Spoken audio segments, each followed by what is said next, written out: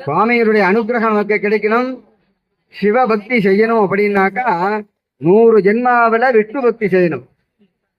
அப்படி அந்த ஹரிபக்தி செய்தால்தான் ஒரு ஜென்மாவிலே நாம் சிவபக்தியை நாம் செய்ய முடியும். நீங்கள் எல்லாம் அப்பேற்பட்ட பெரிய புண்ணியவான்கள். அப்படி அந்த சிவ புண்ணியத்தை அடைய இருக்கின்றீர்கள் நாளைய தினம். அப்படி எளிமையாக முறையிலே அனுகிரகம் செய்யக்கூடியவர் யாருன்னா பரமேஸ்வரன் தான். பரமேஸ்வரனுக்கு தான் மகாதேவன் அப்படிங்கிற பேர். மகா அப்படிங்கிற சொல்லக்கூடிய அந்த சப்தம் அந்த பரமேஸ்வரனுக்கு மட்டும்தான். தேவன் ஏன்னா தேவர்களுக்கெல்லாம் தேவராக இருக்கக்கூடியவர் பரமேஸ்வரன். இறைவனுக்கெல்லாம் இறைவன். இறைவனாலேயே பூஜிக்கப்பட்டவர் பரமேஸ்வரன். நான் மட்டும் சுவாமியை வணங்கல, எல்லா இறைவனாலும் பூஜிக்கப்பட்டவர் பரமேஸ்வரன் ஒருவனே. மகாவிஷ்ணு பூஜை பண்ணியிருக்கார், சுப்பிரமணிய சுவாமி பூஜை பண்ணியிருக்கார், மயிலாப்பூர்ல அம்பாள் மயிலாக பூஜை பண்ணியிருக்கார். இப்படி அனைத்து தெய்வங்களாலும் பூஜிக்கப்பட்டவர் பரமேஸ்வரன். அதான் இறைவனுக்கு நீ இறைவனப்பா அப்படின்னு சொல்லுவாங்க. நமக்கெல்லாம் ராமாயணம் நல்லா தெரியும். அந்த ராமாயணத்துல ராமர் ராவனை சம்ஹாரம் என்றார். ராவணனை ஒரு உயிரை கொன்றால் யாராக இருந்தாலும் பாவம் எல்லாருக்கும் ஒண்ணுதான். இறைவனா இருந்தாலும் சரி, மனிதனாக இருந்தாலும் சரி, யாராக இருந்தாலும் ஒரு உயிரை கொன்ற பாவம் அவங்களுக்கு உண்டு. அந்த பாவத்திலிருந்து விடுபடுவதற்காக ராமர் போய் விஸ்வாமித்திரர்கிட்ட கேட்கிறார், இதே ராவணனை சம்ஹாரம் பண்ணின யுத்தத்தினால அந்த பாவம் எனக்கு வந்துடுச்சு, அதுல இருந்து நான் விமோசனம் எழுதுங்க, அதுக்கு ஒரு வழி சொல்லுங்க அப்படின்னு கேட்கிறாரு. அப்போ விஸ்வாமித்திரர் சொல்றார், நீ அந்த எந்த பாவங்கள் செய்தால்தான் சிவ பூஜை பண்ணணும். சிவ பூஜை சிவ ஆராதனை செய்தால்தான் அந்த பாவத்திற்கெல்லாம் விமோசனம் கிடைக்கும்.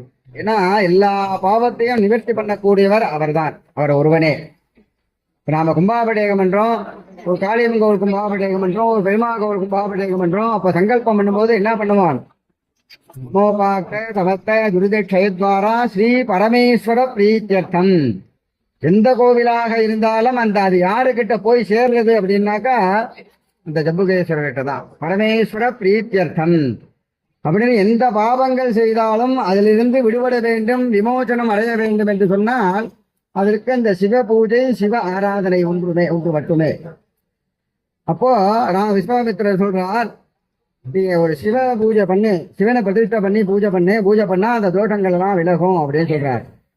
அப்போ ராமர் கேட்கிறார், இங்க நான் சிவலிங்கத்துக்கு எங்க போறது அப்படின்னு கேட்கிறார்.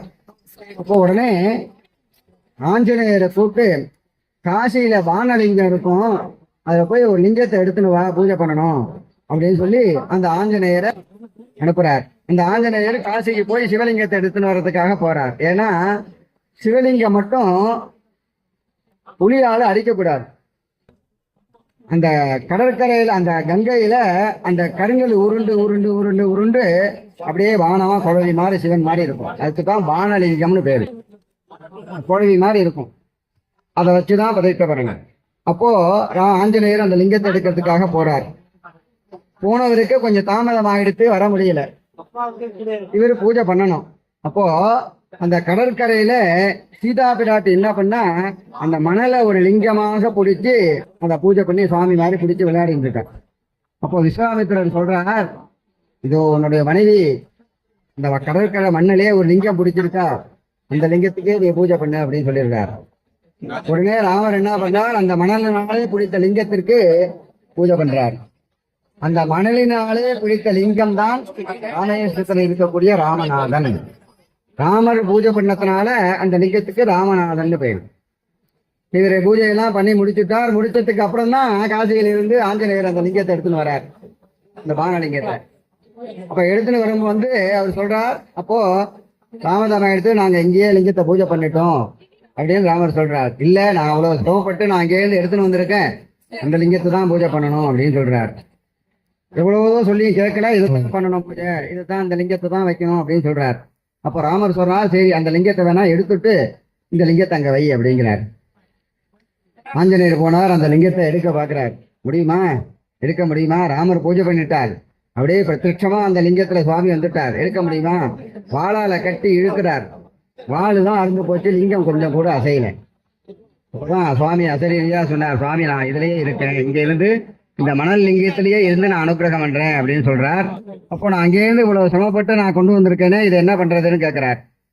அப்போ விஸ்வாமித்திரர் சொல்றார், ராமனோட நீயும் அவனோட கூட இருந்து அந்த யுத்தத்திற்கு சம்ஹாரத்துல நீயும் பங்கு கொண்ட அந்த பாவம் உனக்கும் உண்டு, அதனால நீயே அந்த லிங்கத்தை வச்சு பூஜை பண்ணு அப்படின்னு சொல்றார். அது மாதிரி அந்த ஆஞ்சநேயர் கொண்டு வந்த லிங்கத்தை வச்சு அவரும் பூஜை பண்ணிடுறார். அதுக்கு பேர் தான் ராமர் பூஜை பண்ணது, ஆஞ்சநேயர் பூஜை பண்ணதுனால அந்த லிங்கத்துக்கு ஹனுமந்த லிங்கம்னு பேர். இன்னைக்கு ராமேஸ்வரத்துல வெளியில அந்த லிங்கம் இருக்கும், அதற்கு அனுமந்த லிங்கம் அப்படின்னு பேரு. அப்படி எந்த பாவங்கள் செய்தாலும் அந்த சிவ பூஜை பண்ணாதான் அந்த பாவங்கள் எல்லாம் தொலையும். கந்த புராணத்துல சூரபத்மனை முருகன் சம்ஹாரம் பண்றார். அதிலிருந்து விடுவதற்காக திருச்செந்தூரிலே 5 லிங்கங்களை வச்சு, பஞ்சலிங்கம்னு பேரு, இன்னைக்கும் போனா திருச்செந்தூர்ல இருக்கும், ஒரு குகைக்குள்ள இருக்கும், அதுக்கு பஞ்சலிங்கம்னு பேரு. அந்த 5 லிங்கத்தை வைத்து பூஜை பண்றார். இப்படி எல்லோராலும் பூஜிக்கப்பட்டவர் பரமேஸ்வரன். மகாவிஷ்ணு சக்கராயுதம் வச்சிருக்கார். அந்த சக்கரம் யார் கொடுத்தது? பரமேஸ்வரன் கொடுத்தது. மாலுக்கு சக்கரம் அன்று அருள் செய்தவன் அப்படின்னு சொல்றார். அந்த சக்கராயுதம் எந்த இடத்துல வாங்கினார் தெரியுமா? அவரு திருவீழி மிளலை அப்படின்னு கும்பகோணத்துக்கு பக்கத்துல ஊர் இருக்கு, பெரிய சிவக்ஷேத்திரம். அந்த கஷேத்திரத்துலதான் அவருக்கு பரமேஸ்வரன் சக்கராயுதம் கொடுத்தார். சக்கராயுதத்தை வாங்குவதற்காக மகாவிஷ்ணு என்ன பண்றார்? சுவாமிய பூஜை பண்ணணும், சகசிரநாம அர்ச்சனை பண்ணணும்னு நினைச்சார். 1000 சகசிரநாமம்னா 1000 நாமாவளி, 1000 அர்ச்சனை. அந்த 1000 தாமரை மலர்களை கொண்டு அந்த பரமேஸ்வரனுக்கு அர்ச்சனை பண்றார். அப்படி அர்ச்சனை பண்ணும் பொழுது ஒரு நாமாவளி எண்ணிக்கையில ஒண்ணு விட்டு போச்சு, ஒரு தாமரைப்பூ. 999 பூ தான் இருக்கு. கடைசியா ஒரு நாமாவளி பண்ணி அர்ச்சனை பண்ணணும், அந்த அர்ச்சனை பண்றதுக்கு பூ இல்லை. ஆஹா, ஒரு பூ குறைஞ்சு போயிட்டு அப்படின்னு வருத்தப்பட்டார். அப்போ சுவாமி என்ன பண்ணார்? உன்னதான் எல்லாரும் கமலக்கண்ணன்னு சொல்றாளே, ஏன்னா மகாவிஷ்ணுக்கு தாமரை போன்ற கண் அப்படின்னு சொல்றாளே, அதனால அப்படின்னு சொல்லி அவர் தன்னுடைய கண்ணையே எடுத்து அந்த சுவாமிக்கு அர்ப்பணம் பண்ணார். இன்னைக்கும் அந்த சுவாமி உற்சவமூர்த்தி அந்த பாதத்துல பாத்தீங்கன்னாக்கா அந்த மகாவிஷ்ணுடைய கண்ணு அதுல இருக்கும். எல்லாரும் போனா அந்த க்ஷேத்திரம்லாம் தரிசனம் பண்ணணும். எல்லாம் எங்கெங்கயோ போறோம், லீவ் விட்டாச்சுன்னா குழந்தைகளை அழைச்சிட்டு சுற்றுலாத்தலத்துக்கு போறோம், பீச்சுக்கு போறோம், அருவிக்கு போறோம். இதெல்லாம் குறைச்சிக்கிண்டு நாம சந்ததிகளுக்கு இதெல்லாம் சொல்லிக் கொடுக்கணும். இதை போற க்ஷேத்திரம்லாம் நிறைய இருக்கு, வாழ்நாள் முழுவதும் பார்த்தா கூட பார்க்க முடியாது, அவ்வளவு க்ஷேத்திரம் இருக்கு. அதெல்லாம் தெரிஞ்சுக்கணும், நாம போய் வழிபாடு பண்ணணும், நம்ம குழந்தைகளுக்கு இதெல்லாம் சொல்லிக் கொடுக்கணும். அது மாதிரி அந்த சிவனுடைய பாதத்துல அந்த கண்ணு இருக்கும். அதனால்தான் மகாவிஷ்ணுக்கு கமலக்கண்ணன் அப்படின்னு பேரு. இப்படி எல்லா இறைவனாலும் பூஜிக்கப்பட்டவர். இறைவன் மட்டுமா பூஜை பண்ணியிருக்கா? அனைத்து ஜீவராசிகளாலும் பூஜிக்கப்பட்டவர். மயில் பூஜை பண்ணிருக்கு நம்ம சென்னை க்ஷேத்திரத்துல, மயிலாப்பூர்ல, மயிலாடுதுறையில, இந்த 2 க்ஷேத்திரத்திலும் மயில் பூஜை பண்ணிருக்கு. நாரை பூஜை பண்ணிருக்கு திருநாரையூர் என்று சொல்லக்கூடிய ஊர்ல. மீன் பூஜை பண்ணிருக்கு, அந்த ஊர்ல மத்ஸ்யபுரீஸ்வரர்னு பேரு அந்த சுவாமிக்கு. அந்த மீன் பூஜை பண்ணிருக்கு சுவாமிய.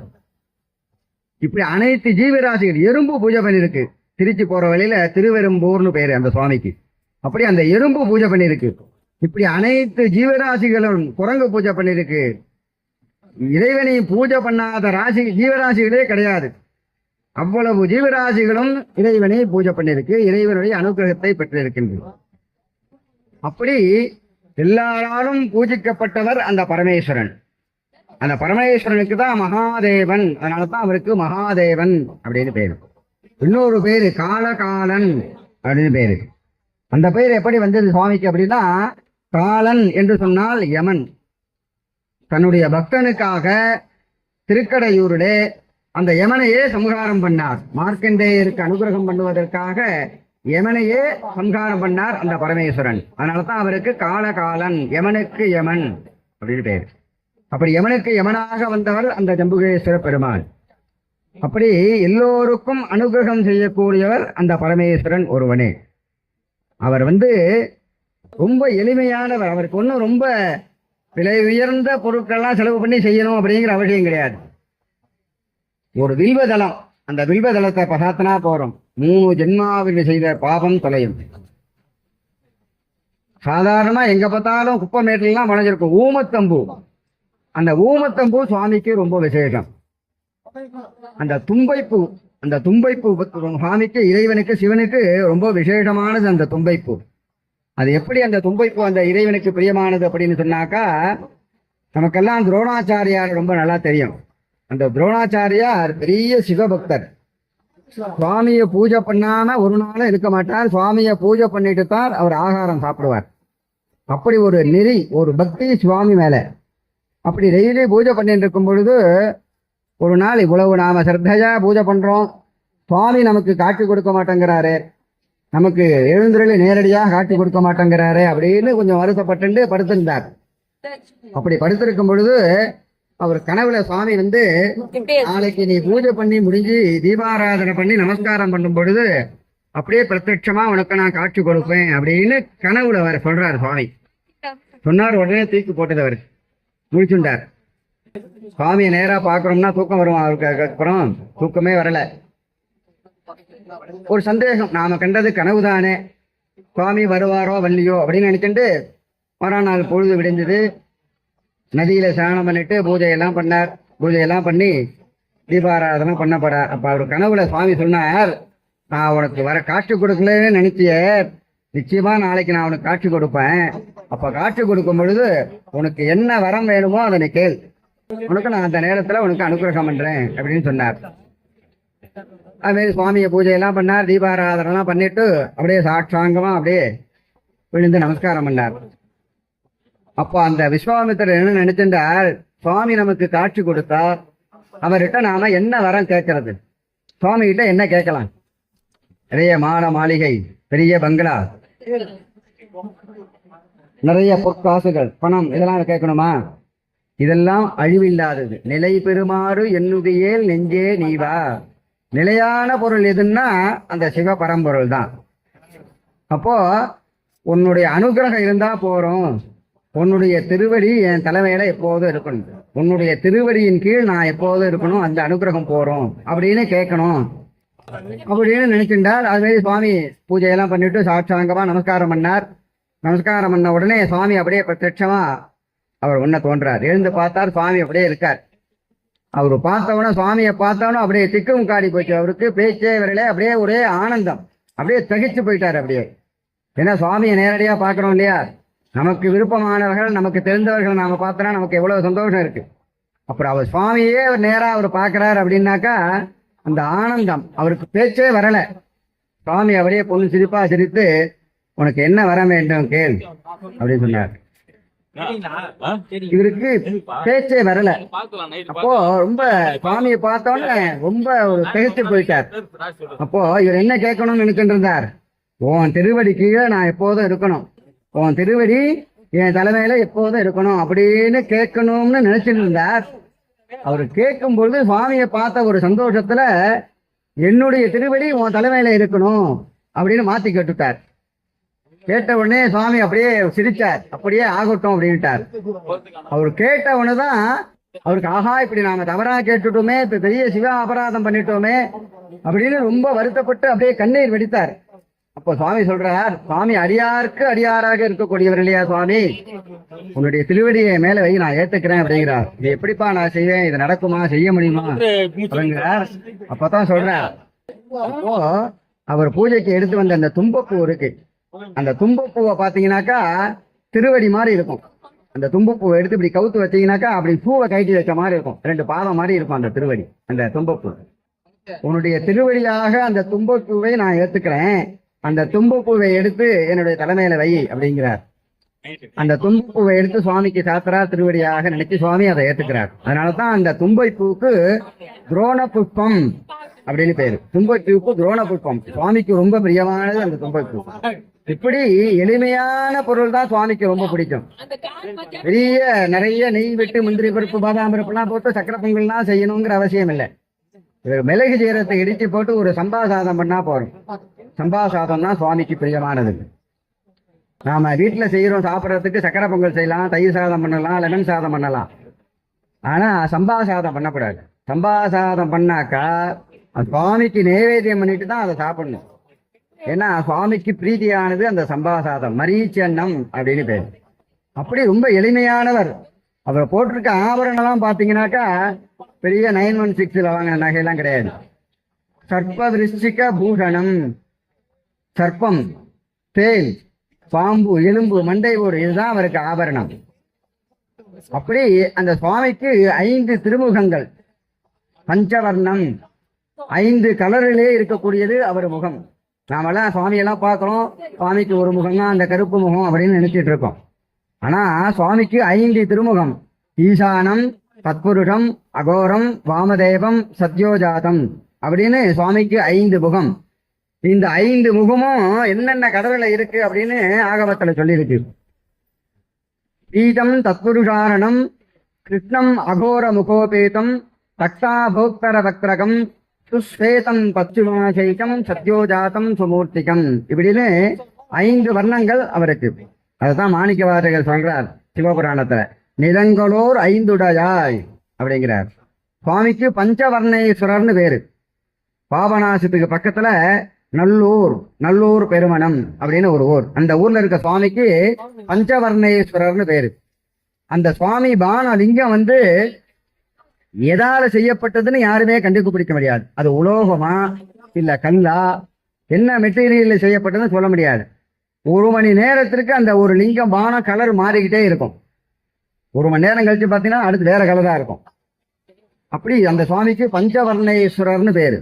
எல்லாரும் போனா கும்பகோணம் பக்கம் போனீங்கன்னா அந்த கோயிலாம் போய் பார்க்கணும். இப்படி சுவாமியினுடைய தேஜஸை பத்தி சொல்லணும்னாக்கா வேதம் சொல்றது, நதத்ர சூர்யோ பாதி ந சந்திர தாரகன்னேமா வித்யுதோ பாந்தி ஹுதோஜமக்னிஹி தமைவ பாந்தமனுபாதி சர்வம் தஸ்ய பாதா சர்வமிதம் விபாதி.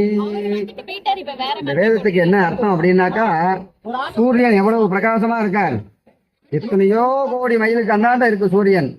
அப்படி இருக்கக்கூடிய சூரியனுடைய காந்தி நம்மளால தாங்க முடியல, அவ்வளவு பிரகாசம் அந்த சூரியனுக்கு. அந்த சூரியன் இருக்கும் பொழுது அந்த பகல்ல நமக்கு நட்சத்திரம் தெரியுதா? நம்ம கண்ணுக்கு தெரியாது. ஏன்னாக்கா அதை விட பிரகாசமாக இருக்கு அந்த சூரியன். அப்படி சுவாமி எப்படி பிரகாசமாக இருக்கார் அப்படின்னா, சூரிய கோட்டி பிரதீகாசம் அப்படின்னு ஆகமம் சொல்றது. கோட்டி சூரியனுடைய பிரகாசம் இருக்கா சுவாமியினுடைய முகத்துல. ஒரு சூரியனுடைய ஒளியே நம்மளால தாங்க முடியல, கோடி சூரியனுடைய பிரகாசம் இருக்குன்னாக்கா அப்ப எவ்வளவு பிரகாசம் சுவாமிக்கு. அந்த பிரகாசத்தினால சூரியனுக்கும் சந்திரனுக்கும் ஒளி மழுங்கி போச்சான். சுவாமியினுடைய பிரகாசத்தினால சூரியனுடைய ஒளியே தெரியல, சந்திரனுடைய ஒளியே தெரியல. ஏன்னா கோடி சூரியன் இருக்கு அங்க, கோடி சூரிய பிரதீகாசம். அப்படி அந்த பிரகாசத்துல சுவாமியினுடைய சூரியனுடைய ஒளியே தெரியல அப்படிங்கிறது அந்த வேதம் சொல்றது. அவ்வளவு பிரகாசமாக இருக்கக்கூடியவர் பரமேஸ்வரன். சுவாமியினுடைய அழகு, சுவாமிக்கு சுந்தரம்னு பேரு. சுந்தரம்னா அழகு. அவரை போன்ற ஒரு அழகு யாருமே கிடையாது. மதுரையில மீனாட்சிக்கு கல்யாணம் பண்ணக்கூடிய பருவம். அந்த பருவத்திலே அவன் அப்பா பாண்டியர் மகாராஜா மாப்பிள்ளை எல்லாம் பாக்குறார்.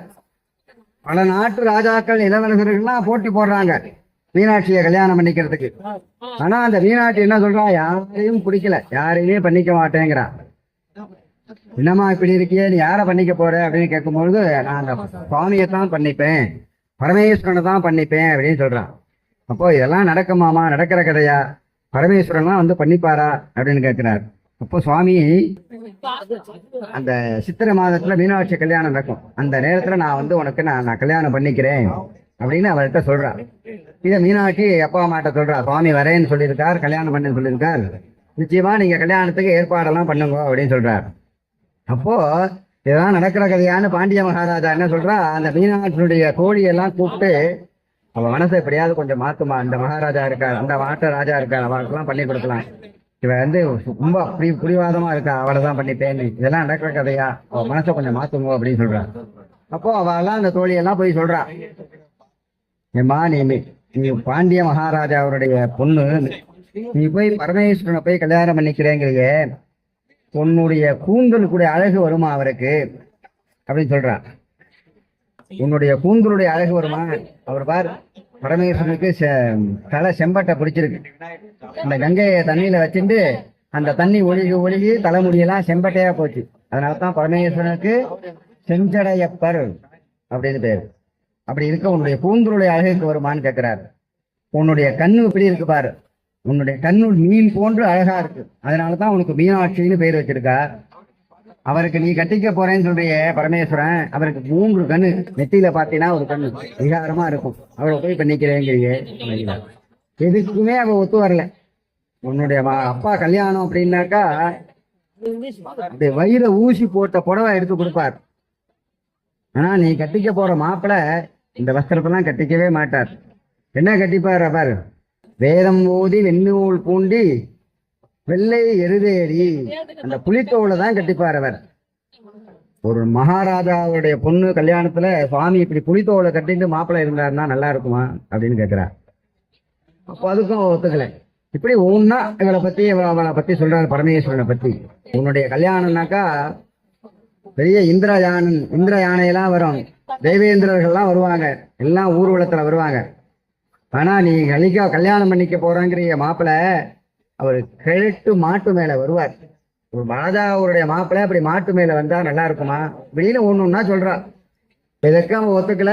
நான் அவரைத்தான் பண்ணிப்பேன், இந்த நேரத்துல கண்டிப்பா வருவார் அப்படின்னு சொல்றா. சரின்னு கல்யாணத்துக்கு தடப்படலாம், எல்லாம் ஏற்பாடு ஆயிடுத்து. அவ மீனாட்சியுடைய அம்மாக்கெல்லாம் ஒரு வருத்தம், என்னடா இவ போய் இப்படி பரமேஸ்வரனை பண்ணிக்கங்கிறால, அவர் பாம்பை போட்டுன்னு வருவார், தோலை புளி வச்சுன்னு வருவார், அவர் கூட பூத கணங்கள்லாம் பேய் பிசாசெல்லாம் வரும், நம்ம கல்யாணத்துல இப்படிலாம் வந்தா எல்லாம் ஓடி போயிடுவாங்களே பயந்துட்டு, இவ அவரை போய் பண்ணிக்கிறேன் அப்படின்னு சொல்றாரு. எப்படி நடக்க போகுதுன்னு தெரியலையேன்னு ரொம்ப வருத்தப்பட்டு இருந்தா. கல்யாண நேரம் வந்தது, முகூர்த்த நேரம் வந்தது. சுவாமி அப்படியே அந்த கைலாசத்துல இருந்து கிளம்பினார். அங்க கிளம்பின நேரமும் இங்க மதுரைக்கு வந்த நேரமும் ஒரே நேரம். நாமெல்லாம் கிளம்புனாக்கா ஒரு 5 நிமிடம் ஆகும் வர்றதுக்கு, அதுவும் நேரத்துல டிராபிக்ல பார்த்தா 1 மணி நேரம் கூட ஆகும். சுவாமி என்ன பண்ணார்? அங்க கிளம்பின நேரமும் இங்க கிளம்பினார், இங்க இருக்கார். எப்படி வரார்? இதெல்லாம் இப்படிலாம் வருவாளேன்னு பயந்துட்டு இருந்தா இல்லையா? கிரிஜாத ஜாதி ஜரஜாதி பாண்டிய மனுஜாதி பாக்ர தனுஜா விவாக பரிஜாத மூத சகஜாத ஜாத ஜலஜாதிதீய ஜரதால பாத்திர யாத்ரா சமுத்சாகசிய. அந்த சுவாமியினுடைய வர்ற அழகை பத்தி சொல்றது அந்த ஸ்தோத்திரம். அப்படி அவர் சுந்தரமூர்த்தியாக வர்றார் சுவாமி. மேலேருந்து பார்த்தா அவெல்லாம் அப்படியே ரொம்ப ஆச்சரியப்பட்டு போட்டா. இப்படி வருவாரோ அப்படின்னு நினைச்சிட்டு இருந்தவாள்லாம் அவரை பார்த்து அப்படி ஆச்சரியப்பட்டு போனான். அவ்வளவு அழகாக வந்தார். அதனாலதான் மதுரையில சுவாமிக்கு சுந்தரேஸ்வரர் அப்படின்னு. சுந்தரம் அப்படின்னா அழகு, அப்படி சுந்தரேஸ்வரர்னு பேரு. அப்படி தன்னுடைய பக்தனாக இருந்தால் அவருக்கு அனுகிரகம் செய்வதிலே அவரை போன்று யாருமே இருக்க முடியாது. யார் எதை கேட்டாலும் கொடுக்கக்கூடியவர் பரமேஸ்வரன். அவர் பக்தருக்கு அனுகிரக பண்ணத்தை சொல்லணும் அப்படின்னாக்கா காசியில நடந்த ஒரு உண்மையான சம்பவம், கதை கிடையாது இது. இந்த காசி புராணத்துல பார்த்தா இருக்கும், உண்மையாக நடந்தது. அந்த காசி மாநகரத்துல ஒரு பிச்சைக்காரன், பரம ஏழையான பிச்சைக்காரன். அவனுக்கு சொந்தம் கிடையாது, பந்தம் கிடையாது, வீடு கிடையாது, வாசல் கிடையாது. அதோடு இல்லாமல் அவனுக்கு குஷ்டரோகம், மகாரோகம், தீய வியாதி. இப்படி கையெல்லாம் அப்படியே புழுத்து தண்ணி சொத்தம், அப்படி ஒரு வியாதி. அவன் அந்த ஊர்ல எல்லாத்தையும் போய் பிச்சை எடுத்துன்னு வந்து அந்த பிச்சையை தான் சாப்பிடுவான். அவன் கூடவே ஒரு 4 நாய் இருக்கும். அவன் எங்க உட்காரானோ அங்கேயே உட்காரும், எங்க படுத்துக்கிறானோ அங்கேயே படுத்துக்கும், அவன் எங்கெங்க போறானோ அங்கேயே போகும். அவன் என்ன பண்ணுவான்? பிச்சை எடுத்துட்டு வந்து அந்த சாதத்தை 5 பங்கா வைப்பான். 5 பங்கா பிரிச்சு 4 நாய்க்கு 4 பங்கு கொடுத்துட்டு இவன் ஒரு பங்கை சாப்பிடுவான். இவ்வளவு பிச்சைக்காரனாக இருந்தாலும் அந்த தர்மத்தை செய்து கொண்டிருந்தார். சுவாமி காசில இருக்க விஸ்வநாதர் தினைக்கும் கங்கையில போய் குளிப்பான், சுவாமியை தரிசனம் பண்ணுவான், பிச்சை எடுப்பான், சாப்பிடுவான், 4 நாய்க்கும் கொடுப்பான், இவனும் சாப்பிடுவான். இவன் படுத்துக்கிற இடத்துல அந்த நாயும் படுத்துப்பான். சுவாமி அவனுக்கு அனுகிரகம் பண்ணணும் அப்படின்னு கருணை உள்ளம் கொண்டார். ஒரு நாள் என்ன பண்ணார் சுவாமி? அவனை தாண்டி ஒரு பிச்சைக்காரனா இவர் வேடம் எடுத்து அவனை பார்க்கறதுக்காக வரார். சுவாமி பிச்சைக்காரன் வந்து புதுசு கிடையாது. ஏன்னா சுவாமி பிச்சை எடுத்தவர், பிச்சாட்டனர் அப்படின்னு பேரு சுவாமிக்கு. அப்படி அவனை பார்க்கறதுக்கு வரார். இவன் என்ன பண்ணா, அன்னைக்கு பிச்சை எடுத்துட்டு வந்து ஒரு 4 பங்கு வச்சான். 4 பங்கு வச்சுட்டு இவன் ஒரு பங்கு வச்சுட்டான். இவன் ஒரு பங்கை வச்சுட்டு இவன் ஒரு பங்கை எடுத்து வாயில வைக்க போறான். அப்போ பிச்சைக்காரனாக வர சுவாமி, ஐயா பசிக்குது அவன்கிட்ட கேட்கிறார்.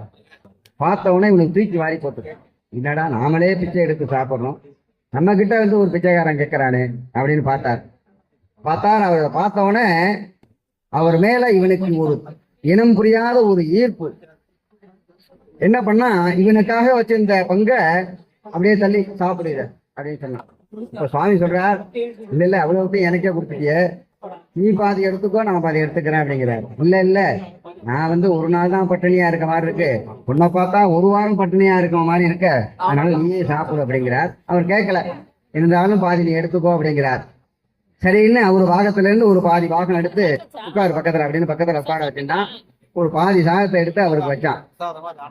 அவருக்கு வச்சுட்டு ஒரு வாய் எடுத்து சாப்பிட்டார் சுவாமி. சாப்பிட்டுட்டு என்னை யாரும் தெரியும் வந்து அப்படின்னு கேட்கிறாரு. இவன் சொல்றான், அதெல்லாமா முக்கியம், முதல்ல பசியோட வந்திருக்க நீ, முதல்ல அதை சாப்பிடு நீ அப்படிங்கிறார். 90 ரூபாய் எடுத்து வைத்தா மறுபடியும் கேட்கிறார், என்ன யாருன்னு தெரியுமா, எல்லாம் எனக்கு தெரியும் சாப்பிடுங்கிறார். இவர் அவனை துருவி கேட்கிறார், எல்லாம் தெரியுங்கிறிய, என்ன யாரும் தெரியுமா அவனுக்கு சொல்லு அப்படிங்கிற, நீ சொன்னாதான் நான் சாப்பிடுவேன் அப்படிங்கிறார். அப்படி சுவாமியை பார்த்தான். அப்படி பார்த்த உடனே, நீ தான் இந்த காசியில இருக்கிற விஸ்வநாதர் அப்படின்னா சுவாமிக்கு அப்படியே பொறி தட்டி போச்சு. எப்படி இவன் நம்மளை கண்டுபிடிச்சான், நீதான் விஸ்வநாதன் சொன்னாங்க எப்படின்னு தெரியலையே அப்படின்னு, எப்படி என்ன நீ கண்டுபிடிச்ச விஸ்வநாதன் அப்படின்னு, எனக்கு தெரியாதா, இந்த காசியில நான் இத்தனை வருஷமா இருக்கேன், என்னை பார்த்தாலே ஊர்ல இருக்கவங்களாம் ஒரு 10 அடி தள்ளி போவாங்க, என்கிட்ட என்னை பேசக்கூட மாட்டாங்க, என்கிட்ட இருந்து விலகி போவாங்க. அப்படி இருக்கக்கூடிய என்னிடத்துல நான் இந்த புழுத்து தண்ணி சுட்டுது அந்த கையால எடுத்து கொடுக்கக்கூடிய சாதத்தை நீ வாங்கி சாப்பிடுற அப்படின்னா, உன்னை போன்ற ஒரு கருணை உள்ளவர் அந்த பரமேஸ்வரன் தான், அதனாலதான் நீ விஸ்வநாதன் சொன்னேன் அப்படின்னார். சுவாமிக்கு அப்படியே ஆனந்த கண்ணீர் வந்துருக்கு. இந்த ஆனந்த கண்ணீர்ல அப்படியே அவனை ஆற கட்டி தழுவிண்டார். அப்படி தழுவின்ற உடனே அவன் மேல உள்ள ரோகங்கள்லாம் ஓடி போச்சு, அடுத்த க்ஷணமே ஓடி போச்சு. இருக்குமா இனிமேலு சுவாமியுடைய அனுகிரகம், சுவாமியுடைய கை அவன் மேல பட்டதுன்னா அவன் மேல உள்ள வியாதி இருக்குமா? ஏன்னா வைத்தியநாதன் இல்லையா அவரே, அந்த ரோகங்கள்லாம் நீங்கி போச்சு. அப்படி எளிமையாக இருக்கக்கூடியவர் அந்த பரமேஸ்வரன். தன்னுடைய சீடனா இருந்தா போறோம், அவரிடத்துல அன்பு செலுத்தினால் மட்டும் போறோம். அன்புக்குத்தான் கட்டுப்பட்டவர் அந்த பரமேஸ்வரன். அன்பும் சிவமும் இரண்டென்பார் அறிவிலார் அப்படின்னு சொல்றார். அன்பு வேறு சிவம் வேறு கிடையாது, அன்பே சிவமாய் அமர்ந்திருந்தாரே அப்படின்னு. சுவாமி அந்த அன்புக்கு தான் கட்டுப்பட்டவர். இந்த சுவாமியை கலாகர்ஷணம் பண்றோம். பாலாயலத்துல 4 மாசமா சுவாமி இருந்தார். அதுல இருந்த கும்பத்துக்கு நம்ம கலை இறக்குறோம். அந்த கலை இறக்கிறப்ப என்ன சொல்லுவான், சுவாமின் சர்வ ஜெகநாதா யாவத் பூஜாவதானகம் தாவத்வம் பிரீத்தி பாவேன கும்பே சின் சந்நிதில் பவா. இப்ப என்ன பண்றோம், எங்கள் மேலுள்ள அன்பினாலே நீங்கள் இந்த திருத்துழுத்தலை எழுந்தருள வேண்டும் அப்படின்னு பிரார்த்தனை பண்ணுவோம். அப்பதான் சுவாமி அந்த அன்புக்கு கட்டுப்பட்டு தான் சுவாமி அந்த திருக்குடத்துல வரார். இந்த ஒரு ஊர்ல ஒரு மகாராஜா ஒரு கோவில் கட்டுறான், திருப்பணி பண்றான், ஒரு கோவில் கட்டின்றான். நம்ம யாருமே இந்த கோவில் கட்டக்கூடாது இதுக்கு மேல அப்படின்னு பிரம்மாண்டமான சிலங்களே நிறைய பொருட்களை பிரமாதமா பெரிய கோவில் கட்டுறான். அந்த ஊர்ல ஒரு சிவன் அடியார் பூசல நாயனார்னு பேரு. அவர் என்ன பண்றார், ஒரு மடத்தரையில உட்கார்ந்துட்டு அவரும் கோவில் கட்டுறாரு. எப்படி கோவில் கட்டுறாரு, மனக்கோவில் கட்டுறாரு அவர். அப்படி மனசுனாலே கோவில் கட்டி வர போட்டாச்சு, கலை எழுப்பியாச்சு, விமானம் கட்டியாச்சு, பெயிண்ட் வச்சாச்சு, யாகசால பூஜை எடுத்து கலசம் வச்சாச்சு அப்படின்னு மனசுலயே அப்படி ஒவ்வொன்னா சொல்லிட்டு இருக்காரு அந்த மடத்தடியில உட்கார்ந்துட்டு. அந்த ஊர்ல போற வர்றாங்கன்னா அவரை பார்த்து என்ன பெரிய பைத்தியமா இருக்கும் போல நினைச்சிட்டு பைத்தியம் நினைச்சிட்டு போறாங்க. கும்பாபிஷேகத்துக்கு நாள் வைக்கிறார். இவர் ஒரு தேதி வச்சுட்டார் கும்பாபிஷேகத்துக்கு. அதே தேதியை அந்த மகாராஜாவும் அந்த கும்பாபிஷேகத்தை வச்சிருக்கார். மகாராஜாவுடைய கனவுல போய் சுவாமி சொல்றார், என்னுடைய பக்தன் ஒரு கோவில் கட்டியிருக்கான், கும்பாபிஷேகம் பண்ண போறான் அந்த தேதியில, அதனால அந்த கும்பாபிஷேகத்தை நான் அங்க போறேன், உன்னுடைய கும்பாபிஷேகத்தை வேற தேதி மாத்தி வச்சுக்கோ அப்படிங்கிறார். அது யாரா, என்ன தாண்டி ஒரு கோவில் யாரா கட்டுறாங்க, யார் கட்டுறான்னு கேட்டுறாரு. மாதிரி அந்த ஊர்ல ஒரு பக்தன் இருக்கான், அவன் எனக்காக கட்டின்னு இருக்கான் அப்படிங்கிறார். ராஜா உடனே புறப்பட்டார், நம்மளை தாண்டி யார் அவ்வளவு பெரிய கோவில் கட்டுறா பாப்போமே அப்படின்னு அங்க வரார். அங்க வந்து கேட்கிறாரு அந்த ஊர் ஜனங்கள்லாம், இங்க யாரு கோவில் கட்டுறா, ஒரு அடியார் கோவில் கட்டுறாருமே, அவர் எங்க இருக்காரு, எங்க கட்டுறாரு அப்படின்னு கேட்கிறார். இங்க ஒண்ணும் யாரும் அப்படின்னு கட்டலைங்க அப்படிங்கிறார். இல்ல ஒரு கட்டுறார் அப்படின்னு சொல்றாரு. அதுங்களா, இந்த மரத்தலையில ஒரு பைத்தியம் உட்காந்துருக்கு, அந்த பைத்தியம் அப்படியே சொல்லிட்டு இருக்கோம், கோவில் கட்டுறேன், குளம் கட்டுறேன், மண்டபம் அமைக்கிறேன், அதை அமைக்கிறேன்னு சொல்லிட்டு இருப்பார், அந்த பைத்தியங்க அதுதான் சொல்லிட்டு இருக்கு அப்படிங்கிறார். சரின்னு இவர் சொல்ற மகாராஜா அவரை பார்க்கறதுக்கு வரார். இவர் 2 கண்ணையும் முடிந்து அப்படி யாகசாலை பூர்ணாவதனை நடக்குது, பூஜை நடக்குது, தீபாராதனை நடக்குது, இடம் புறப்பட்டு போயின்னு இருக்கு, மேலே இடம் எடுத்து அப்படின்றார். இப்போ கும்பாபிஷேகம் ஆயிடுத்து ஆன்னு வாயை திறக்கிறார். வாயை திறந்தா அவர் வாய்க்குள்ள ஒரு ஆலயம், ஒரு கோவில், கலசம், கும்பாபிஷேகம் பண்ற மாதிரி அந்த வாயில தெரியுது மகாராஜா. அப்படியே மகாராஜாவுக்கு மெய் சிலித்து போச்சு. அப்போதான் அவருடைய ஆணவம் குறைந்தது. அந்த ஆணவத்துக்கெல்லாம் சுவாமி கட்டுப்பட மாட்டார். நான் அவ்வளவு செலவு பண்ணி பண்றேன் அப்படின்னு அதுக்கெல்லாம் கட்டுப்பட மாட்டார். அந்த அன்பு பக்திக்கு தான் சுவாமி வருவார். அப்படி அனுகிரகம் செய்யக்கூடியவர் அந்த ஜம்புகேஸ்வர பெருமான். அவரை நாம் தினந்தோறும் வழிபாடு செய்தால் நமக்கு என்னென்ன வேண்டுமோ அவையெல்லாம் தவறாது கொடுப்பார் இந்த பரமேஸ்வரன். சுவாமியை பற்றி சொல்லணும்னா விடிய விடிய சொல்லிகிட்டே இருப்பேன் நான். ஏன்னா அவருடைய பெருமைகளை சொல்லி மாளாது. ஆனா இப்ப நாம வழிபாடு பண்றோம், கோவிலுக்கு நாம வெடிக்கிற சாதம், அரிசியில சாதம் வெடிக்கிறோம். அந்த சாதம் சுவாமிக்கு போகுது, சுவாமிக்கு நேரத்துக்கு. கோவில்ல இருந்து போயிட்டு வரும்போது அந்த வெறும் சாதமாக இருக்கக்கூடியது பிரசாதமாக மாறுது. தண்ணியை எடுத்துன்னு போறோம், இந்த சுவாமிக்கு அபிஷேகம் பண்றோம். அந்த தண்ணியானது புண்ணிய தீர்த்தமாக மாறுது. ஒரு புஷ்பத்தை நம்ம வீட்டில் இருக்கக்கூடிய புஷ்பத்தை சுவாமிக்கு சாத்துறோம். அந்த புஷ்பத்தை நமக்கு கொடுக்கும் பொழுது அதை கண்ணில் ஊற்றி நாம தலையில வச்சுக்கிறோம். எதுவுமே சுவாமி கிட்ட போயிட்டு வந்துடுத்துனாக்கா அந்த இறை தனிமை அதுக்கு கிடைக்கிது. உள்ள போயிட்டு வெளியில வந்தா அதுக்கு வேற பேரு. ஆனா நாம எவ்வளோ தூரம் கோவிலுக்கு போயிட்டு வரோம், நாம மாறவே மாட்டாங்க, அப்படியே தான் இருக்கும். இப்படிலாம் இருக்கக்கூடாது. இறை வழிபாடு செய்ய வேண்டும். எல்லோரும் கோயில் இல்லா ஊரில் குடி இருக்க வேண்டாம். ஒரு ஊர்ல கோயில் இல்லை அப்படின்னா அந்த ஊர்ல குடியே இருக்காது அப்படிங்கிறான். அப்போ இறை வழிபாடு எவ்வளவு முக்கியங்கிறத நாம அதுல இருந்து தெரிஞ்சுக்கணும். ஆனா இப்ப நாம பண்ணக்கூடிய வழிபாடெல்லாம் 199% முறை தவறிய வழிபாடு. எப்படி சாமியை கும்பிடணும்னு தெரியறது கிடையாது. நான் கோவிலுக்கு போனேன், எனக்கு பலன் கிடைக்கலன்னா எப்படி கிடைக்கும்? நம்ம தான் அந்த கலாச்சாரத்தெல்லாம் விட்டுட்டோமே. கோவிலுக்கு சுவாமியை பார்க்க வரோம் அப்படின்னாக்கா நெற்றியினுடைய அந்த திருநீர் இருக்கணும். நீரில்லா நெற்றி பால். சுவாமியை பார்க்க வரணும்னா நெற்றியில திருநீர் இல்லாம சுவாமியை பார்க்க வந்தாக்கா அடாடா மகாபாதி இப்படி வரானே அப்படின்னு சுவாமி திரும்பி பாரான் அப்படின்னு திருநாவுக்கரசர் ஒரு தேவாரத்துல சொல்றாரு, நான் சொல்லல. அப்படி வெறுநெற்றியோட சுவாமிக்கு பார்க்க வந்தோம்னா சுவாமியுடைய பார்வை நம்ம மேல கிடைக்காது. எப்படி கிடைக்கும்? சுவாமி திரும்பி பாரு உன்னை பார்த்து, ஒரு பார்வை நமக்கு கிடைக்காது. திருநீர் நிறைய பூசணும். விபூதி எவ்வளவுக்கு எவ்வளவு நாம் பூசுகின்றோமோ அவ்வளவுக்கு அவ்வளவு நமக்கு ஐஸ்வர்யத்தை கொடுக்கும். இப்போ காரைக்குடி நகரத்தா செட்டியார்லாம் பார்த்தீங்கன்னாக்கா நாங்கெல்லாம் பூசிக்கிற மாதிரி தண்ணியில குழைச்சி 3 பட்டையை போட்டுவாங்க. அவங்கெல்லாம் பாருங்க செல்வ செழிப்போட இருந்தார்கள். அப்படி ஒரு ஆட்சியெல்லாம் பூஜை பண்ணுவாங்க, சிவ பூஜை பண்ணுவாங்க. அந்த ஆட்சியெல்லாம் அப்பேற்பட்ட ஆட்சியெல்லாம் இருக்காங்க. அந்த சிவ பூஜை, அந்த சிவனுடைய அனுகிரகத்தினாலே செல்வந்தராக இருந்தார்கள். கடல் தாண்டி போய் வியாபாரம் அந்த காலத்துல செய்தாங்க. எப்படி? எதனாலே? அந்த இறைவனுடைய அனுகிரகத்தினாலே. அப்படி நாம முறை தவிர வழிபாடு தான் இப்ப அதிகமா இருக்கு. அதுவும் அந்த பிரதோஷத்தன்னைக்கு பாத்தீங்கன்னாக்கா இந்த நந்தியுடைய காதலை, இந்த காதை புத்திக்கிண்டு இந்த காதலை பத்தி ஏதோ சொல்றாங்க. இதெல்லாம் செய்யலாமா? நம்ம முன்னோர்கள் இப்படியா வழிபட்டாங்க, நாம சொல்றது அந்த காது வழியா போயிடுமா, அதனால அந்த காதை வேற புத்திக்கிறாங்க. இது எவ்வளவு ஒரு முட்டாள்தனமான காரியம். இது யாராவது செய்யறாங்களா? நம்ம முன்னோர்கள்லாம் இப்படியா வழிபட்டாங்க? இதை ஒத்தரை பார்த்து ஒத்தரை எல்லாம் இதையே பண்றது. சுவாமி கோவிலுக்கு போனா எந்த சுவாமியும் தொட்டு வணங்கக்கூடாது, தொடவே கூடாது. நம்ம சுவாமியை பார்த்து பிரார்த்தனை பண்ணோம்னா நமக்கு என்ன வேணுங்கிறது அவருக்கு தெரியும், அவரு கொடுப்பார். நாம பிரார்த்தனை பண்ணோம்னா போவோம், இந்த 10 யானையை வச்சுக்கோ அப்படின்னு கொடுத்தா வச்சுக்க முடியுமா? நம்மளால யானையை கட்டி தீனி போட முடியுமா? அதுக்கு நமக்கு என்ன வேணும், இன்ன தன்மையன் என்றோ அறிவனோ எம்மானை, நமக்கு என்ன வேணுமோ அதை அவர் கொடுப்பார். நாம பிரார்த்தனை பண்ணிட்டா போறோம், சுவாமியெல்லாம் தொடக்கூடாது. அதோட மட்டும் இல்லாம சுவாமி கிட்ட சூடத்தை வச்சு கொளுத்தி ஏற்றிடுறது. அந்த சுவாமியுடைய வஸ்திரம்லாம் பிடிச்சி எரிஞ்சிட்டு இருக்கு. சில ஊர்ல, நிறைய ஊர்ல பார்த்துருக்கேன், சுவாமி கிட்டக்க கொண்டு விளக்கை ஏற்றி அப்படி கிட்டக்க கொண்டு வைக்கிறது. அந்த சுவாமி, அந்த விளக்குடைய அணுகு சுவாமி மேல அடிக்கும். அந்த விளக்கினுடைய ஒளியால சுவாமியுடைய வஸ்திரம்லாம் பிடிச்சி எரிஞ்சு போயிடும். இப்படிலாம் பண்ணலாமா? பண்ணக்கூடாது. அந்த விளக்கை ஏற்றி விட்டு அந்த எண்ணெயை செவுத்துல தடவுறது. இவருடைய பரீட்சை நம்பரை அந்த செவுத்துல எழுதுறது. எத்தனையோ கோவில் இருக்கு, பார்த்துருப்பீங்க நீங்க எல்லாம். நம்ம வீடு எவ்வளவு சுத்தமா வச்சிருக்கணும்னு நம்ம நினைக்கிறோம். நம்ம பசங்களே நம்ம பேனா எடுத்து செவுத்துல கோடு போட்டுச்சுன்னா நம்ம திட்டுறோம்.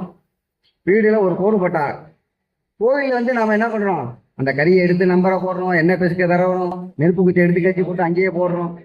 கோவிலை எப்படி அசுத்தம் பண்றோம். நாம கோவில் சுவாமிக்கு பூஜை பண்ணணும், மாலை சாத்தணும், அபிஷேகம் பண்ணணும், அர்ச்சனை பண்ணணுங்கிற அவசியம் கிடையாது. இது போல பரிசுத்தமா வச்சிருக்கிறதுக்கு என்னென்ன நம்மளால உதவிகள் என்னமோ அதையெல்லாம் செஞ்சாலே போறோம். திருநாவுக்கர சுவாமி அபிஷேகமா பண்ணாரு, சுவாமிக்கு அர்ச்சனையா பண்ணாரு, நைவேத்தியமா பண்ணாரு. அங்க இருக்கக்கூடிய பில்லெல்லாம் செட்டி ஆலயத்தை சுத்தம் பண்ணார். அவருக்குத்தான் சுவாமி காட்சி கொடுத்தார். அப்படி கோவில்ல வந்தா நம்ம வீடை எப்படி சுத்தமா வச்சிருக்கோம் அப்படின்னு நினைக்கிறோமோ அதை தாண்டி ஒரு ஆலயத்தை நாம் சுத்தமாக வைத்திருக்க வேண்டும். ஏன்னா நம்மளுடைய தாய் தந்தை அவர், தந்தையும் தாயுமாகி அப்படின்னு பேர், தாயுமானவர்னு பேரு சுவாமிக்கு. ஒரு குழந்தைய பார்த்துக்கணும் அப்படின்னா ஒரு தாய் போன்ற உறவு அந்த குழந்தைக்கு யாராலும் பார்த்துக்க முடியாது. ஒரு சித்தப்பா சித்தி தாத்தா பாட்டி அக்கா அண்ணன் தம்பி யாரும் பார்த்துக்க முடியாது. ஒரு தாயை போன்ற உருவம் வராது. அப்படி அந்த தாயை விட சிறப்பாக நம்ம எல்லாம் பார்த்துக்க கூடியவர் அந்த ஜம்புகேஸ்வரர். அதனாலதான் பால் நினைந்து ஊட்டும் தாயினும் சாலப்பறிந்து அப்படின்னு சொல்றார். அந்த சுவாமிக்கு தான் தாயும் ஆனவர் அப்படின்னு பேரு. திருச்சியில இருக்கிற மலைக்கோட்டையில் இருக்கிற சுவாமிக்கு பேரு மாத்ரு பூதேஸ்வரர்னு பேரு, தமிழிலே தாயுமானவர் அப்படின்னு பேரு. அவருக்கு அந்த பேர் எப்படி வந்தது அப்படின்னா, அந்த ஊர்ல ஒரு பொண்ணு பிரசவத்துக்காக இருக்கா.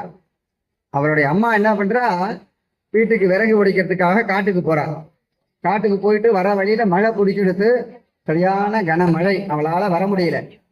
இவருக்கோ பிரசவ டயம், வயிற்று வலி வந்துருக்கு. ஒரு பிரசவ வலியை தாங்கிக்க முடியுமா? 1000 தேள் கொட்டி இது போல இருக்குமா ஒரு பிரசவம். அப்படி பிரசவ வழியில அம்மா அம்மான்னு துடிக்கிறார். அப்படி துடிக்கும் பொழுது அவ அம்மா மாதிரியே சுவாமி வரார். சுவாமி வந்து அவளுக்கு பிரசவம் பார்த்து குழந்தைய குளிப்பாட்டி தொட்டில எல்லாம் போட்டுறார். மழை விட்டு போனோன்னே அவ பெற்ற அம்மா அப்பாதான் வரா. உள்ள வந்து பாக்குறா, குழந்தை சுத்தம் கேட்குறது தொட்டில. இதுல வந்தவளோ ஒரே ஆச்சரியம், அம்மா என்னம்மா எப்பமா குழந்தை பிறந்தது, எப்படி பிறந்தது, யார் பிரசவம் பார்த்தா அப்படின்னு கேட்கிறா. நீதானமா பிரசவம் பார்த்த, நீதானமா எல்லாம் செஞ்ச அப்படிங்கிறார். இல்லையே, நான் இப்பதானே காட்டுல இருந்து வந்துகிட்டு இருக்கேன், மழையினால நாங்க ஒதுங்கி இருந்தேன், இப்பதானே வரேன் அப்படின்னு சொல்றாரு. அப்ப யாரா பிரசவம் பார்த்ததுன்னா அப்ப சுவாமி காட்சி கொடுக்கிறார். அதனாலதான் சுவாமிக்கு மாத்ரு பூதேஸ்வரர் அப்படின்னு பேர். இப்படி சுவாமியினுடைய பக்தி அன்பு இருந்தா போறோம், சுவாமி நம்மை தேடி வருவார். இல்லங்கள் தோறும் எழுந்தருளி அப்படின்னு சொல்றாரு. அந்த சுவாமியுடைய திருநாமத்தை நாம் சொன்னா போறோம், ஓம் நமச்சிவாய அப்படின்னு சொன்னா போறோம். இப்படி அந்த 5 எழுத்தை சொல்வதற்கு கூட அவனுக்கு நேரம் இல்லை அப்படின்னா 2 எழுத்து சொல்லு, சிவ சிவன்னு சொல்லு, உனக்கு புண்ணியம் கிடைக்கும் அப்படிங்கிறாரு. இப்படி சிவ சிவன்னு சொல்ல கூட உனக்கு மனசு இல்லையா, சீனு ஒரு எழுத்து சொல்லு. நம்ம குழந்தையெல்லாம் திட்டுறோம் இல்லையா, அது சீனு ஒரு எழுத்து சொல்லு. சீச்சி இவையோ சிலகும் விளையாடி அப்படின்னு திருவம்பாவையில மாணிக்க வாசகர் சொல்றாரு. அப்படி சீங்கிற ஒரு எழுத்தை சொல்லி அவர் அனுகிரகம் பண்ணுவார். அதனாலதான் நாம குழந்தைகளுக்கெல்லாம் நம்ம எல்லாம் என்ன பேர் வச்சோம், அந்த காலத்துல சுவாமியினுடைய பேரை தான் வச்சோம். ராமநாதன், சுப்பிரமணியன், கணபதி இப்படின்னு அந்த சுவாமி, அகிலாண்டேஸ்வரி, மீனாட்சி, காமாட்சி இப்படின்னா அந்த பேரை வச்சோம். ஆனா இப்பெல்லாம் மாறி போச்சு. நாகரீகங்கிறதுல நம்ம என்ன பண்றோம், நெட்டில் இருந்து பேர் எடுக்கிறோம், சர்ச் பண்றான். இந்த பேருக்கு பொருளும் கிடையாது, அர்த்தமும் கிடையாது. ஒரு பொண்ணுக்கு பேரு மகிஷான்னு பேரு, அது சங்கல்பம் பண்ணும்போது மகிஷா அப்படின்னு. நான் எல்லாம் பண்ணிட்டு வந்து யாரும் பேர் வச்சா அப்படின்னு கேட்டேன். எங்க அப்பா அம்மா தான் இருக்காங்க. என்னம்மா அந்த பேருக்கு அர்த்தம் என்னன்னு தெரியுமா உனக்கு? இல்ல தெரியாது.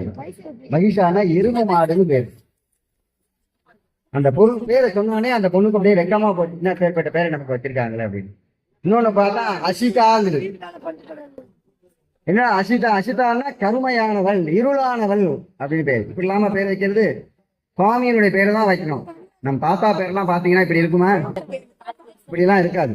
நம்மளுடைய முன்னோர்கள் எதை அனுபவித்தார்களோ அதை நாம் கடைபிடித்து வந்தோம் என்று சொன்னால் நமக்கு கஷ்டங்களே வராது. பல கஷ்டங்கள்லாம் நமக்கு வருது அப்படின்னா எதனால வருது, அந்த வழிபாடு முறைகள் எல்லாம் தவறி போச்சு, அதெல்லாம் மாறி போனதுனால் நமக்கு பாவங்கள்லாம் வருது. யானி காணிச்ச பாபானி ஜென்மாந்தர கிருதானிச்ச தானி தானி வினசியந்தி பிரதட்சிணம் பதே பதே. இது ஒரு ஆலயத்தை நாம் பிரதட்சிணம் எப்படி செய்கிறோம், அதனால என்ன பலன் கிடைக்குது அப்படிங்கிறத சொல்லக்கூடிய அந்த ஸ்தோத்திரம். யானி காணிச்ச பாபானி ஜென்மாந்தர கிருதானிச்ச தானி தானி வினசியந்தி. எவ்வளவு நாம் பாவம் செய்கின்றோமோ அவ்வளவுக்கு அவ்வளவு ஆலயத்தை வளம் செய்தால் நமக்கு அந்த பாவங்கள் எல்லாம் தொலையும். யாராவது பாவமே செய்யாம ஒருத்தர் இருக்கிறாங்களா சொல்ல முடியுமா? யாராவது நான் இந்த பாவமும் செய்யல, எந்த குற்றமும் செய்யல, யாராவது சொல்ல முடியுமா? கண்ணுக்கு தெரியாம நாம சில பாவங்களை செய்து கொண்டுதான் இருப்போம். இப்ப நடந்து போறோம், கண்ணுக்கு தெரியாத ஜீவராசிகள் எறும்பு புழு பூச்சி எல்லாம் இருக்கு, மிதிச்சிடுறோம், அதெல்லாம் செத்து போயிடுது. கொசு கடிக்குது, சரி கடிக்கட்டும்னு பார்த்துட்டா இருக்கோம், அப்படி அடிக்கிறோம், செத்து போயிடும்.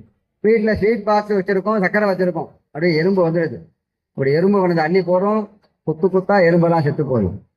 எவ்வளவு ஜீவராசிகள் நாம கொண்டிருக்கோம். இந்த பாவங்கள்லாம் நமக்கு பாவ மூட்டையாக சேர்ந்துகிட்டே இருக்கும். பின்னாடி நாம கண்ணுக்கு தெரியாது, நாம எறும்புதானே கொண்டோம் அப்படின்னு நினைப்போம். ஆனா ஒரு ஜீவராசிகளை கொன்றால் அந்த பாவம் எல்லாம், மனுஷனை கொண்டாலும் ஒண்ணுதான், ஒரு ஜீவராசிகளை கொண்டாலும் ஒன்றுதான். அப்புறம் எத்தனை ஜீவராசிகளை நாம கொண்டிருக்கோம். அந்த பாவம்லாம் பாவ மூட்டை சேர்ந்துகிட்டே இருக்கும்.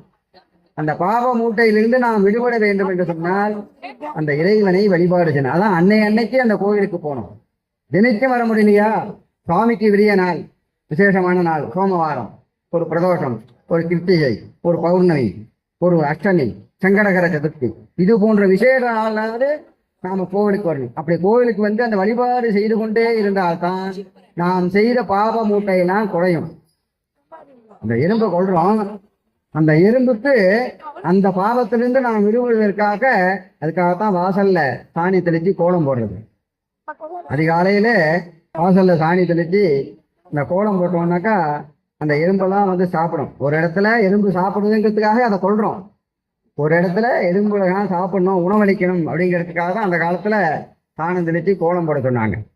ஆனா இப்ப எறும்பெல்லாம் சாப்பிடுதா? ஏன்? கல்லு மாவு, கருங்கல் தூள நாம கோலம் போடுறோம். இது எவ்வளவு பெரிய பாவம் தெரியுமா? இதெல்லாம் தெரியாம நீங்க எல்லாம் செய்துட்டு இருக்கீங்க. இந்த பாவம்லாம் உங்களுக்கு சேர்ந்துகிட்டே இருக்கு. ஒரு புள்ளி வச்சு கோலம் போட்டாலும் அரிசி மாவுல தான் கோலம் போடணும். இன்னையிலிருந்து இந்த கல்லு மாவுல கோலம் போடுறவங்க தூக்கி கொட்டி பண்ணணும். அதை நாளையிலிருந்து அந்த அரிசி மாவுல தான் போடணும். அரிசி மாவு ஒரு சின்ன கோலம் போட்டுட்டு அப்புறம் அழகுக்காக பெரிய கோலம், கலர் கோலம்லாம் போடணும்னா அது அப்புறம் போட்டுக்கலாம். ஆனா இந்த சம்பிரதாயத்தை நம்ம விடக்கூடாது. போட்ட நாம தெரிஞ்சவங்களும் உங்க வீட்டுக்கு வாங்க சாப்பிடுவாங்க அப்படின்னு கூப்பிடுறோம். அவங்கள கூப்பிட்டு அவங்களை உட்கார வச்சு இலைய போட்டு கல்லு மண்ணெல்ல வச்சு சாப்பிடுங்கன்னா சாப்பிடுவாங்களா? உங்களுக்கு என்ன வரும்? கோபம் வரும். அத மாதிரி இந்த கல்லு மாவுல போடக்கூடிய கோலம் இதுக்கு போடாம இருந்துட்டா ரொம்ப நல்லது. இந்த கல்லு மாவுல கோலம் போடுறத விட போடாம இருக்கிறது ரொம்ப நல்லது. ஒருத்தரை கூப்பிட்டு விருந்து வைக்கணும் அப்படின்னா அதுல கிடைச்ச சாப்பாடு போட்டா புண்ணியம் கிடைக்கும். சாப்பாடு போடணும்னா புண்ணியமும் கிடையாது, பாவமும் கிடையாது, எதுவுமே நமக்கு வராது. ஆனா புண்ணியம் பண்றேன்னு சொல்லி அந்த கருங்கல்ல கோலத்தை போட்டு பாவத்தை நாம சம்பாதிக்கிறோம். இது அதிகாலை நேரத்துல நாம செய்யறோம். இதெல்லாம் யாருமே செய்யக்கூடாது. இன்னையிலிருந்து அதை விட்டு இதை கேட்டவங்க யாரும் மறுபடியும் செய்தால் இன்னும் பாவம் அதிகமாக கிடைக்கும்.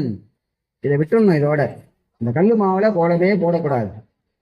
அந்த எறும்பெல்லாம் வந்து சாப்பிடணும். அதோடு மட்டும் இல்லாமல் அந்த அதிகாலை நேரத்துல எதற்காக அந்த கோலம்லாம் போடுறோம் அப்படின்னா, மகாலட்சுமி தன்னுடைய பரிவாரங்களோட அந்த வீதியே வலம் வருவாளாம். அப்படி வலம் வரும் பொழுது யார் வீட்டுல சாணி தெளிச்சு கோலம் போட்டு சுவாமி ரூம்ல தீபம் ஏற்றி வச்சிருக்கோ அந்த வீட்டுல நம்மளை அழைக்கின்றார்கள் என்று சொல்லி மகாலட்சுமி வீட்டுக்கு வந்துருவா, உள்ள வந்துருவா. அந்த மகாலட்சுமி வந்துட்டு போனதுக்கு அப்புறம் அதுக்கப்புறம் ஒரு கோஷ்டி தன்னுடைய பரிவாரங்களோட வரும். அது யாரு? மகாலட்சுமியோட அக்கா மூதேவின்னு சொல்லுவாங்க. அது தன்னுடைய பரிவாரங்களோட வரும். அந்த மூதேவிக்கு வாசல்ல சாணி தெளிச்சு கோலம் போட்டு தீபம் ஏற்றிருந்தா பிடிக்காது, அந்த வீட்டு உள்ளே வராது, அதுக்கு பிடிக்காது. யார் வீட்டுல கோலம் போடாம விளக்கை ஏற்றாம இருக்கோ ஆஹா நம்மளை கூப்பிடுறாங்க அப்படின்னு அந்த வீட்டுல வந்துருமா. அதனாலதான் அந்த வீட்டுல நம்ம முன்னோர்கள்லாம் வாசல்ல சாணம் தெளிச்சு கோலம் போடுறது, வீட்டுல தீபம் ஏத்துறது, சாயங்காலத்துல தீபம் ஏற்றணும், மணி அடிக்கணும். ஆகமார்த்தந்து தேவானாம் கமனார்த்தந்து ரக்ஷசான் கண்டாநாதம் கரோமித்ய தேவதா பானலாஞ்சனம். இந்த மணி அடிக்கிறதுக்கு ஐயாலாம் சொல்லுவாங்க. இது என்ன சொல்றது அப்படின்னா, ஆகமார்த்தந்து தேவான அந்த மணி ஓசையை கேட்ட உடனே எங்க பார்த்தாலும் இருக்கக்கூடிய இறைவன்லாம் எங்க இருந்தாலும் நம்ம கூப்பிடுறாங்க அப்படின்னு அந்த மணி ஓசையை கேட்கிற இடத்துக்கு வந்துருவாங்க.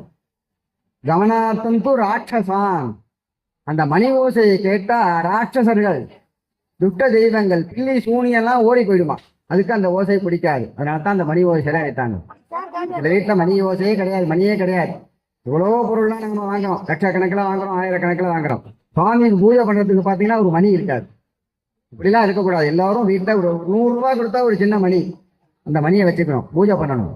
சாயங்காலத்தில் வழக்கை எழுதி சுவாமியை வழிபாடு செய்யணும். அந்த இறைவனுடைய ஸ்தோத்திரங்கள், உங்களுக்கு வேத மந்திரம்லாம் சொல்ல முடியாது, ஸ்தோத்திரங்கள்லாம் சொல்ல முடியாது, அதெல்லாம் சான்ஸ்கிரிட்ல இருக்கு. சென் தமிழிலே நமக்கு அடியார் பெருமக்கள் எல்லாம் அறிவுறுகின்றார்கள். தேவாரம், திருவாசகம், அந்தாதி, திருப்புகழ், இதெல்லாம் இதை பாடலாம் தமிழ்ல. இப்போ எவ்வளோ இந்த தேவாரம்லாம் பாடினாங்க, எல்லாம் கேட்டீங்க. திருப்பி பாட வருமா உங்களுக்கு? ஏன் தமிழ்ல தானே இருக்கு. ஏன்னா அதுல ஆர்வம் இல்லை, அந்த கேட்கறதோடு சரி, அதோடு சரி. இப்போ சினிமா பாட்டு, சினிமா ரிலீஸ் ஆகிறதுக்கு முன்னாடியே பாட்டு மெமரி ஆயிடுது. ஒரு தடவை கேட்டோடனே இந்த பாட்டெல்லாம் மெமரி ஆயிடும். ஆனால் தேவாரம், திருவாசகம்னா எத்தனை தடவை கேட்டாலும் கேட்கறதோடு சரி, அதுக்கப்புறம் மெமரி இல்லை. அப்படிலாம் இருக்கக்கூடாது. திருவாசகம் எல்லாம் நீங்க தெரிஞ்சுக்கணும் அப்படிங்கிறதுக்காகத்தான் அந்த வேதத்தினுடைய சாரம் தேவாரம். தேவாரத்தை நான் படிக்கணும், நாம படிக்கணும். ஒரு நாளைக்கு ஒரு தேவாரமாவது படிக்கணும், நாம படிக்கணும், நம்மளுடைய குழந்தைகளுக்கும் சொல்லிக் கொடுக்கணும். காலையில ஏண்டா சுவாமிக்கு விளக்கேற்றி கும்பிட்டு பள்ளிக்கூடத்துக்கு கிளம்புறானா பையன், சாமியை கும்பிடுறான், விளக்கேற்றி சாமியை கும்பிடு, திருநீர் பூசிக்கா அப்படின்னு குழந்தைகளுக்குலாம் திருநீர் பூசி அனுப்பணும். எல்லாம் இப்ப திருநீரை பட்டையா பூசினா பண்டாரம்னு சொல்லுவாங்களாம் அப்படின்னு ரொம்ப வெட்டப்படுறாங்க. திருநீரை கோவில கொடுத்தோம்னா அந்த திருநீர் வாங்கி அப்படியே பட்டும் படாம அப்படி வைக்கிறாங்க. என்ன அப்படி ஏன் நிறைய பூசினா என்ன? நீரில்லா நெற்றி பால், இந்த திருநீர் நிறைய பூசணும், நம்ம குழந்தைகளுக்கெல்லாம் சொல்லிக் கொடுக்கணும். அது ஒரு ஆலயத்துக்கு வரணும் அப்படின்னா தலையை விரிச்சு போட்டுட்டு வரக்கூடாது. எல்லாம் இப்போ அதுவும் டிவியில பார்த்து பார்த்து நாகரிகங்கிற பெயர்ல கெட்டு போச்சு. எல்லாமே தலையை விரிச்சு போட்டுக்கிறது, கையில வளையல் போட்டுக்கிறது கிடையாது, காலில் கொழுப்பு போட்டுக்கிறது கிடையாது, பெண்கள் எல்லாம் மூக்குத்தி வச்சுக்கிறது கிடையாது, எல்லாம் ஸ்டிக்கர் போட்டு வச்சுங்க. ஏன்னா வேறு வேலையை அலைஞ்சு போயிடும். கலரு புடவைக்கு மேய்ச்சா வச்சுக்கலாம், அது எப்போ வச்சுக்கணும்? எங்கேயாவது வெளியில போகும்போது நாம வச்சுக்கணும். வீட்டில் இருக்கும்பொழுது அந்த ஆலயத்துல கொடுக்கக்கூடிய குங்குமம், அர்ச்சனை பண்ண குங்குமம், இதெல்லாம் கொண்டு வீட்டில் பத்திரமா வச்சுக்கணும். அந்த குங்குமத்தை தான் நாம வச்சுக்கணும், அதுக்குத்தான் பலன். நீங்க கலருக்காக தான் ஸ்டிக்கர் போட்டு வச்சுட்டா அதுக்கெல்லாம் எந்த பலனும் கிடையாது. அப்படி நம்ம பழக்கம் கலாச்சாரத்தை விடக்கூடாது. எந்த ஒரு நாகரிகத்தை நாம் ஏற்றுக்கொண்டாலும் கலாச்சாரத்தை நாம விடவே கூடாது. இப்ப அரசு உத்தரவு போடுது, கோவிலுக்கு இறுக்கமான உடைகள் எல்லாம் அணிந்து வரக்கூடாது அப்படின்னு. அப்படி ஆகிப்போச்சு நம்மளோட நிலைமை. இவன் ஃபுல்லா பேண்ட் போட்டு கை கால் வரைக்கும் மறைச்சிருக்கான், அது அரைகுறையா வருது. யாரு எப்படி வரணும்னு தெரியல. அப்படி நம்ம கலாச்சாரத்தை, நாம நாகரிகத்தை ஏற்றுக்கொண்டாலும் கலாச்சாரத்தை விடக்கூடாது. பெண்கள் எல்லாம் பருவ வயசு வந்தவொடனே மூக்கு குத்தணும். மூக்குத்தி யாருமே குத்திக்கிறது கிடையாது, கையில வளையல் போடுறது கிடையாது, காலில் கொலுசு போடுறது கிடையாது. இப்ப என்னமோ எல்லாரும் ஒரு பொண்ணுங்கெல்லாம் பார்த்தா காலில் ஒரு கருப்பு கயிறு ஒன்று கட்டியிருக்காங்க. இது என்ன பழக்கமா? உங்க தாத்தா பாட்டிலாம் கட்டியிருந்தாங்களா? உங்க பாட்டி மாட்டனாலாம் கட்டியிருந்தாங்களா? யார் சொன்னா இது? கொலுசு போட்டுக்க மாட்டேங்கிறீங்க, கையில வளையல் போட்டுக்க மாட்டேங்கிறீங்க, காலில் ஒரு கருப்பு கயிறை கட்டிக்குது. இது என்ன பைத்தியக்காரத்தனம்? இதெல்லாம் முட்டாள்தனமான காரியம். நம்முடைய முன்னோர்கள் கடைபிடித்த அந்த கலாச்சாரத்தை படி அதெல்லாம் அவங்க செஞ்சதெல்லாம் நாம ஒரு மூட நம்பிக்கை அப்படின்னு நினைச்சுட்டு இருக்கோம். நமக்கு தெரிந்தோ தெரியாமலோ அதிலிருந்து நமக்கு ஒரு பலன் நமக்கு கிடைத்துக்கிட்டே இருக்கு, அதை விட்டுடுறோம். அதனால தான் பல இன்னல்கள், பல கஷ்டங்கள் நமக்கெல்லாம் வருது. அப்படியெல்லாம் இல்லாமல் நம்முடைய கலாச்சாரத்தோடு நாம் வாழ வேண்டும். அதை நம் குழந்தைகளுக்கும் சொல்லிக் கொடுக்கணும். ஒரு தேவாரம், திருவாசகம், திரைவிசப்பா, அந்த பாட்டெல்லாம் பாடணும், குழந்தைக்கு சொல்லணும். நீங்க முதல்ல தெரிஞ்சுக்கணும், தெரிஞ்சுக்கிட்டு குழந்தைகளுக்கும் சொல்லிக் கொடுக்கணும். இந்த பக்கத்துல தான் இருக்கு திருவழிதாஜன்னு பாடல் பெற்ற கஷேத்திரம். இத்தனை வருஷமா நீங்க இருக்கீங்களே, அந்த ஊர்ல பாடியிருக்கார சம்பந்தர், அந்த தேவாரம் உங்களுக்கு தெரியுமா? ஒரு பாட்டாவது? எத்தனை தடவை அந்த கோவிலுக்கு போயிருப்பீங்க, இந்த பாட்டு தெரியுமா உங்களுக்கு? அந்த ஊர்ல உள்ள திருப்புகள் தெரியுமா? அதெல்லாம் முதல்ல தெரிஞ்சுக்கணும். சுவாமிக்கு போய் நம்ம அவ்வளவு விழுந்து விழுந்து அப்படி கும்பிடணும், அர்ச்சனை பண்ணணும், மாலை சாத்தணும், வழிபாடு பண்ணணும் கிடையாது. அந்த ஊருக்கு போனா அந்த ஊர்ல கஷேத்திரத்துல யார் பாடியிருக்கா, அந்த ஊர்ல யார் யார் பாடல் பெற்ற ஸ்தலம் எது, யார் பாடியிருக்கா அப்படின்னு பார்க்கணும். அந்த பாடலை பாடணும். நாம அந்த ஊர்ல இந்த ஊர்ல இருக்கீங்க, இந்த ஊர்ல உள்ள கஷேத்திர பாட்டு யாருக்குமே தெரியாது. ஓதுவார் மூர்த்திகள் சிறப்பா பாடுனாங்க அந்த ஊர் பாட்டை, அதை தெரிஞ்சுக்கணும். அந்த திருமுறைகளை நாம் தெரிந்து கொள்ள வேண்டும். இப்படி நம் கலாச்சாரத்தோடு நாம் வாழ்ந்தால் நமக்கு எந்த குறையும் இருக்காது. அந்த இறைவனுடைய அனுகிரகம் நிறைய உங்களுக்கு கிடைக்கும். நேரம் ஆகிடுச்சு, பூர்ணாவதி பண்ணணும். சுவாமியை பற்றி சொல்லிக்கிட்டே இருப்பேன் நான். பூர்ணாவதி பண்ணணும், மணி ஆகுது. அதனால இவ்வளவு தூரம் அமைதியாக இருந்து கேட்டவர்கள் எல்லாம் அந்த கலாச்சாரத்தை பின்பற்ற வேண்டும் என்று கேட்டுக்கொண்டு இப்பொழுது திரவியாகுதியை துவங்குகின்றோம்.